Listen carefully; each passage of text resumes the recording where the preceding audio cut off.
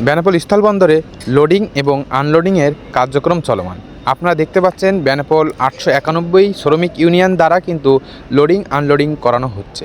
তারা কিন্তু ন্যায় এবং সততার সহিত দীর্ঘদিন যাবৎ এই বেনাপোল স্থলবন্দরে কার্যক্রম করে আসছে। বেনাপোল স্থলবন্দরে কার্যক্রম কিন্তু সচল আছে, কোনো বাধা বিপত্তি নেই।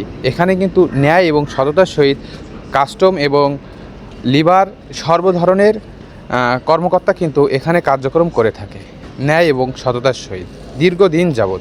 বেনাপোল স্থলবন্দর বাংলাদেশের সর্ববৃহত্তম স্থলবন্দর।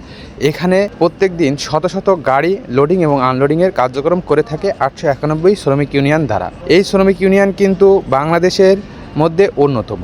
আর এই শ্রমিক ইউনিয়ন কিন্তু কোনো অন্যায়ের সাথে আপোষ করে না। তারা কিন্তু ন্যায় এবং সততার সহিত দীর্ঘদিন যাবৎ এই বেনাপোল স্থলবন্দরে কার্যক্রম করে আসছে।